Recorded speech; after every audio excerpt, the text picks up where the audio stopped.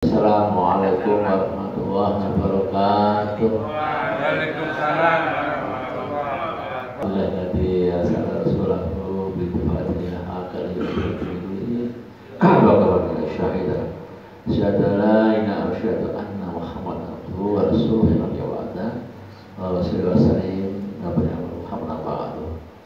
jamaah masih bersama Allah, baik yang di Islamic Masjid Istiqomah juga yang ada di seberang online pada pagi ini.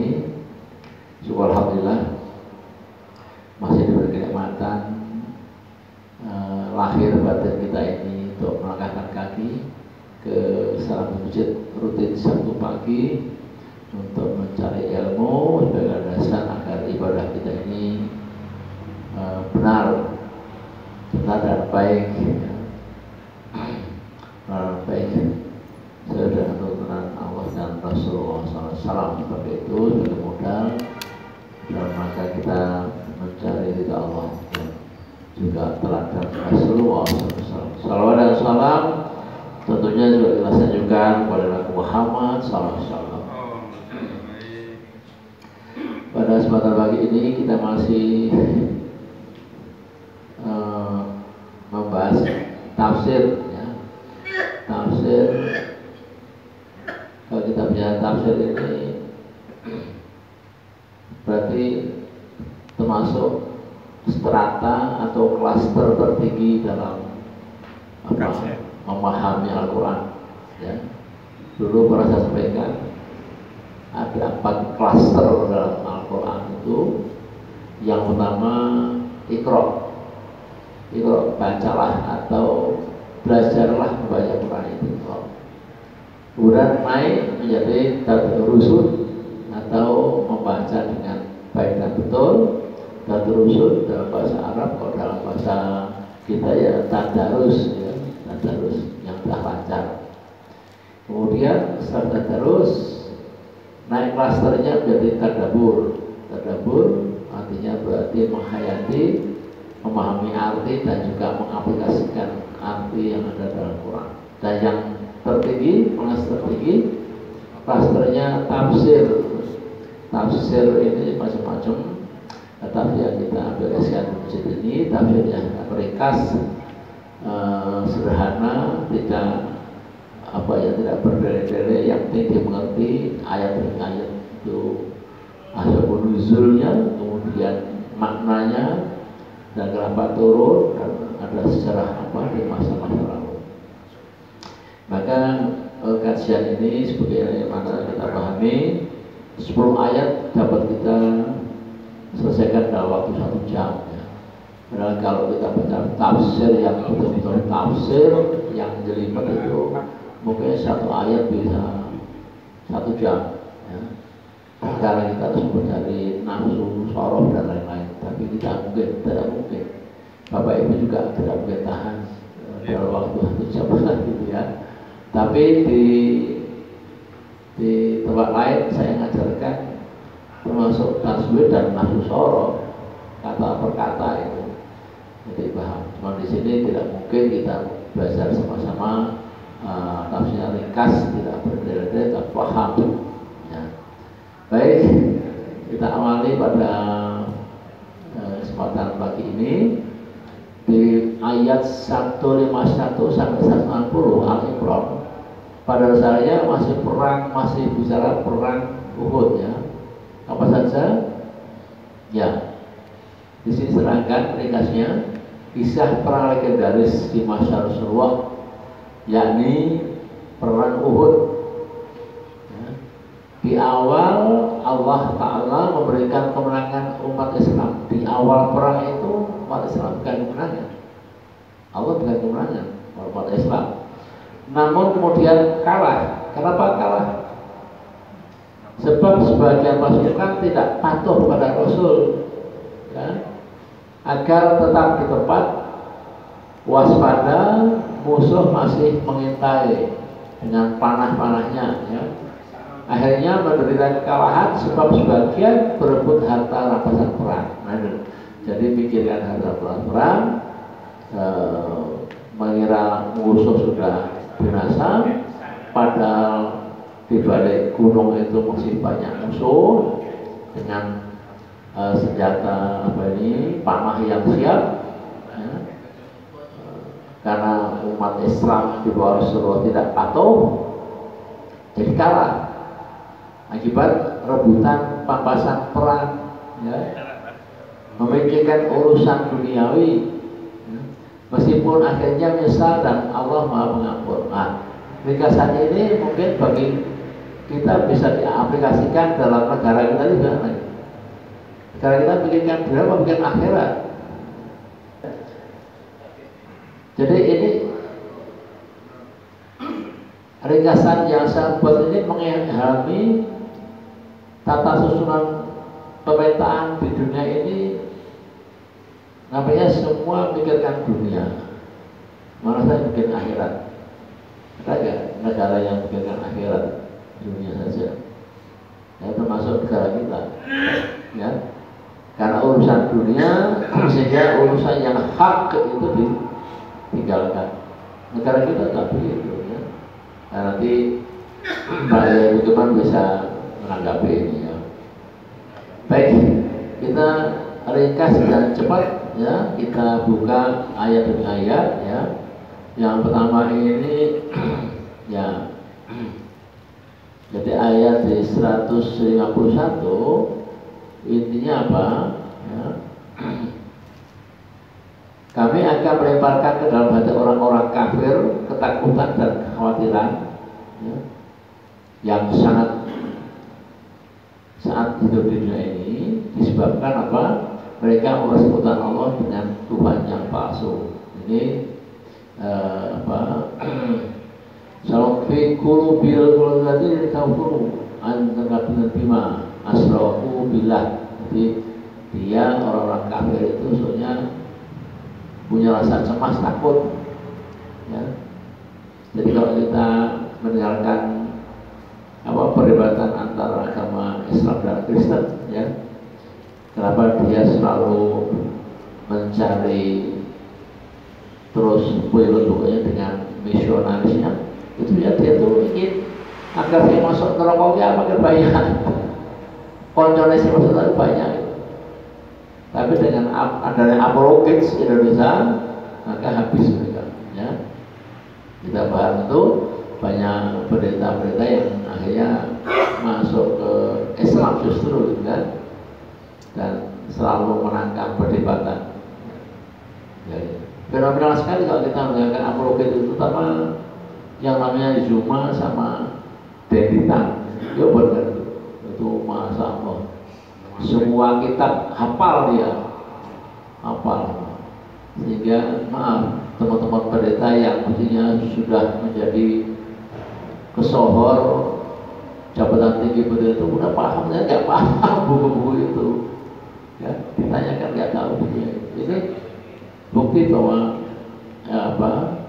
misionaris itu masuk terus, ya, agar banyak teman masuk neraka, ya itu, ya. Kemudian yang kedua nih maknanya apa? Di ayat 1, adapun tempat mereka di akhirat di mana mereka menunggunya adalah api neraka. Ya. Hal itu disebabkan kezaliman mereka sebab kedudukan yang sangat buruk. Ini menggambarkan bahwa orang yang kufur atas nikmat Allah dan menyisi Allah dengan Tuhan yang lain, maka tidak ada kata lain meskipun dia berbuat baik, ya kebanyakan neraka. Ya, kita lanjutkan di ayat berikutnya. Maka Allah tahu ittahu nahum binilah. Ini maksudnya di ayat ini, ya, kita maksudkan Allah telah memberi janjinya kepada kamu ketika kamu membunuh mereka dengan izinnya. Ini masih di perang Uhud, ya, masih perang Uhud, membunuhnya. Membunuh, ya, kita membunuh orang kafir karena kita diperangi, ya. Kalau kita memerangi nggak mau, kita diperangi, ya. Jadi ada istilah kita hidup di negara kafir tidak aman, tapi orang kafir hidup di negara Islam aman, karena Islam itu damai, ya. Kalau kita diperangi baru kita memerangi. Ini bukan, ya, ya. Nah, ini urusannya yang kedua ini mayutillah ya. Fitunya di akhirah, jadi artinya orang-orang yang cinta dengan dunia ya. Jadi di perang Uhud tadi itu ada yang cinta dunia, maka dia lebih senang dapat harta rampasan perang daripada membunuh orang kafir ya. Menurut dunia dan apapun tidak dia berikan itu, silahkan kalau mau cari dunia silahkan. Dibuka itu rahmat seluas-luasnya. Ingat ya, Rahman dan Rahim. Rahman untuk semua makhluk Allah berikan. Kamu mau jahat silahkan, mau merampok silahkan, mau memperkosa silahkan. Itu rahmat Allah, silahkan. Tapi rahimnya hanya pada orang-orang beriman. Rahim artinya orang-orang yang disayang Allah, maka ada rambu-rambu larangan agar tidak terjadi hal yang buruk menimpa dia di hari kemudian. Ini maksudnya begitu ya. Kemudian di ayat berikutnya ini bicara masalah masih perang Uhud ya. Ingatlah wahai sahabat-sahabat Muhammad, keadaan kalian saat kalian mulai naik ke gunung Uhud itu lari ya. Ini yang dianggap munafik, takut perang, takut mati, sehingga dia ketika perang mulai dia naik ke gunung untuk sembunyi ya di perang Uhud itu ya, untuk menyelamatkan diri dari musuh kalian dan ya, kena panah dan kena pedang ya, lari dia. Lalu apa kata Nabi? Sedangkan Rasulullah tetap teguh di tempatnya, memanggil-manggil kalian dengan berseru, kemarilah wahai hamba-hamba Allah. Namun kalian tidak mendengar dan tidak memandang pada Rasulullah yang manggil itu. Kemudian sebagai balasannya Allah menurunkan kesedihan, kesempitan dan kesusahan agar kalian tidak berhenti atas apa yang lepas dari tangan kalian, yaitu kemenangan dan harta rampasan perang. Allah turunkan kesedihan itu maksudnya apa? Kepada orang-orang yang tadi naik gunung ya, bahwa ternyata mereka di sana justru bertemu dengan musuh-musuh dan banyak yang meninggal umat Islam dan kalah karena apa? Kalah itu karena mereka belum saatnya perang selesai, namun mereka sudah berebut harta rampasan perang. Karena dengan urusan dunia yang tadi itu, maka musuh-musuh dengan enaknya memanah satu persatu dan akhirnya meninggal. Termasuk di sini korban adalah pamannya Nabi Muhammad, yaitu Hamzah ya. Ini 153.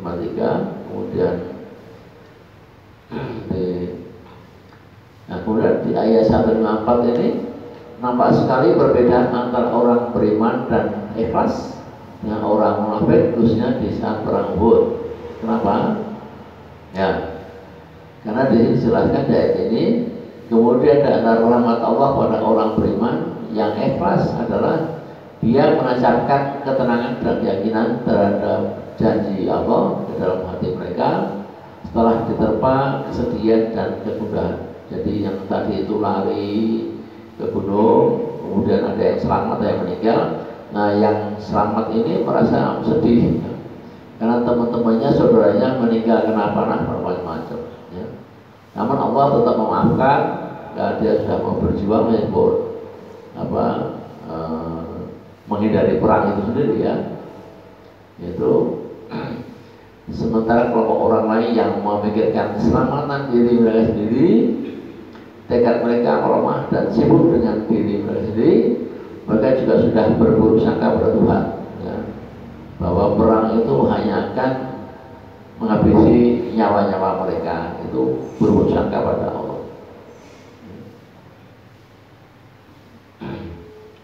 Kemudian di ayat 144 Allah buka pintu taubat bagi yang sadar telah melakukan kesalahan yang tadi salah tadi Allah ampuni, dan Allah tidak akan menghukum ya. Jadi ini bukti Allah rahim ya, rahim. Jadi kalau kita salah, kita taubat, kita minta ampun, ya kita akan diampuni dan kita akan dilepaskan dari siksa di neraka ya dia. Kemudian di sini dijelaskan innal ladzina tawallaw minkum yawmat taqal jam'a. Ya. Jadi ketika terjadi pertemuan orang berlari dari kalian, wahai sahabat-sahabat Muhammad dari medan perang, biar pertemuan orang-orang mukmin melawan orang-orang musyrik di perang Uhud. Setanlah yang menjadi iblis, setan itu yang menyuruhkan mereka hingga dia lari dari medan perang. Itu maksudnya di 155 begitu ya. Dan mereka hanya menyesal dan minta maaf dan tobat dan akhirnya diampuni Allah.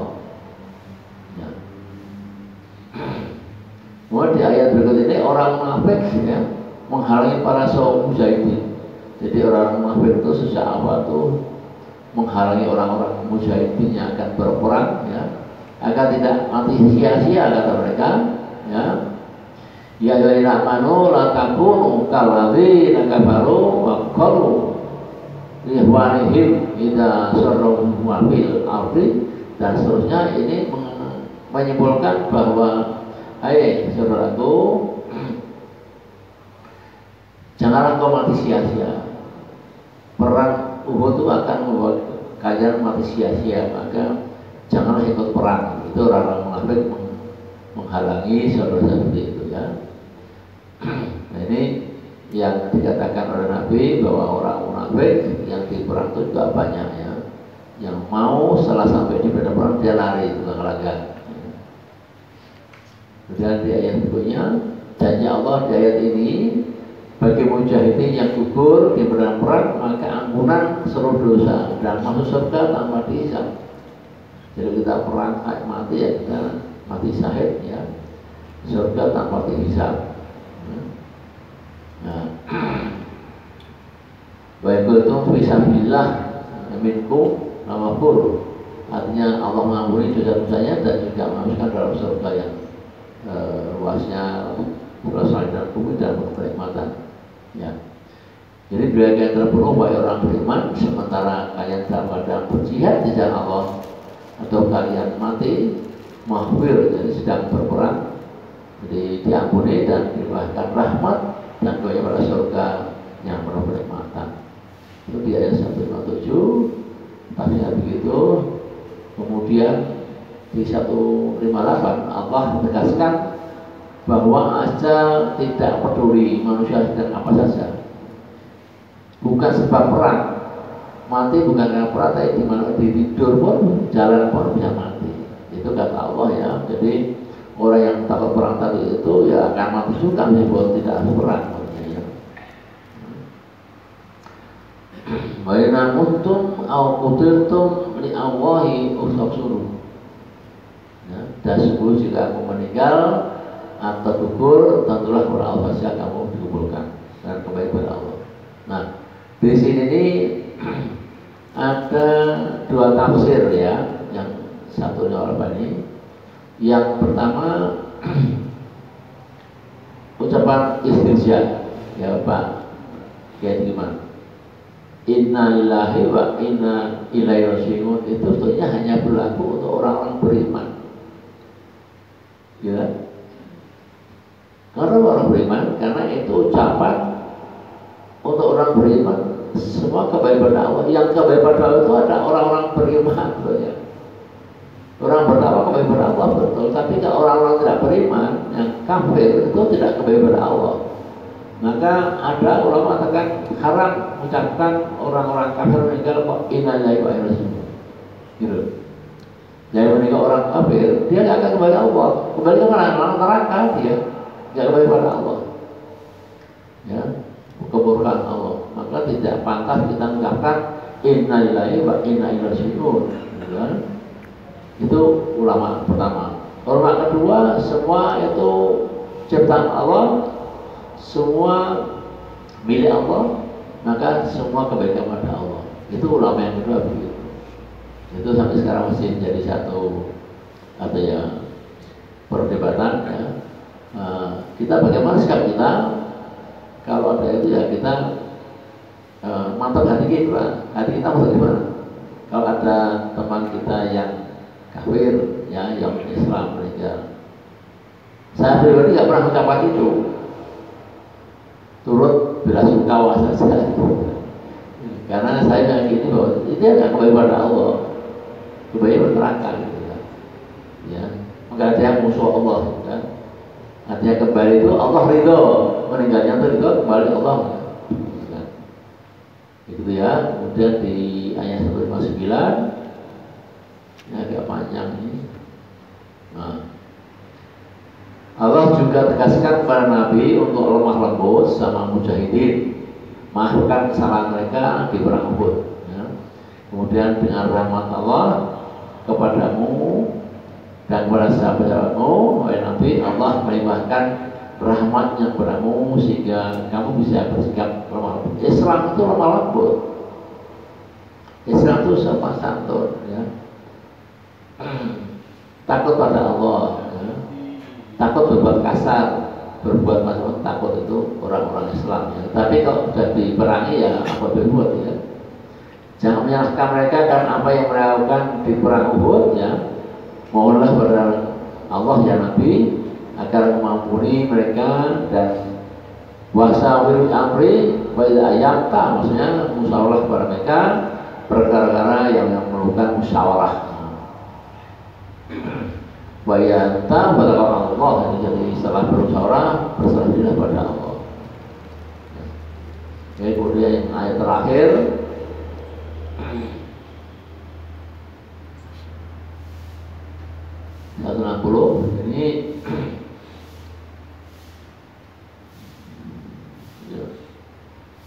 bila Allah memayungi kalian dengan kemenangan dan pertolongannya, maka tidak ada seorang pun intasyullah yang surkum, ya. Tidak ada yang mengalahkan kalau Allah melindungi kita, ya.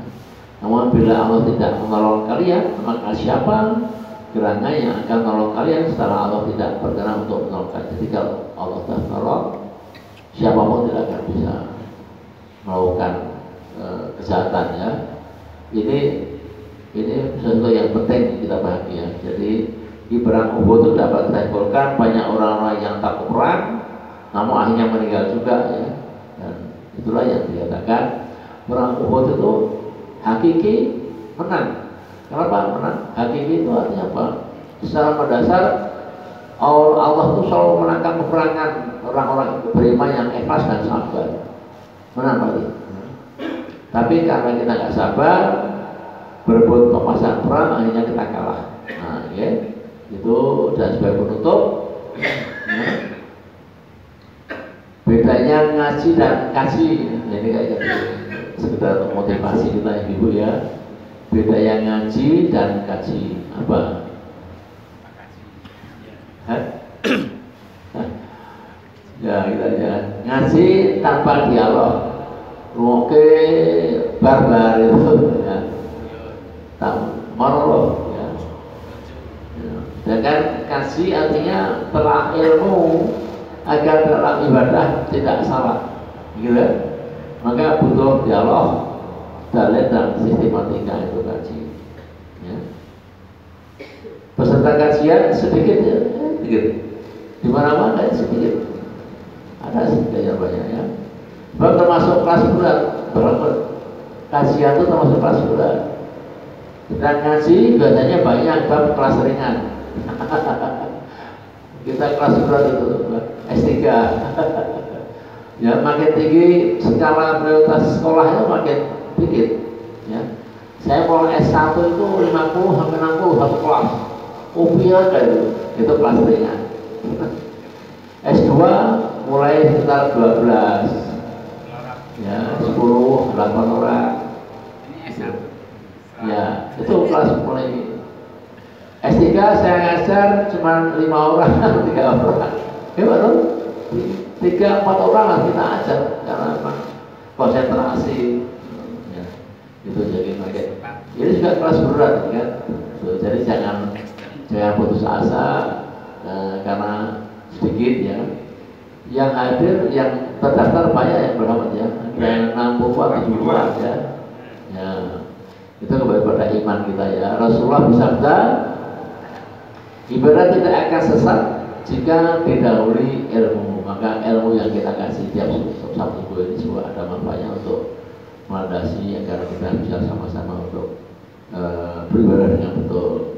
Demikian kita coba lagi Sabtu mendatang. Assalamualaikum warahmatullahi wabarakatuh. Waalaikumsalam warahmatullahi wabarakatuh.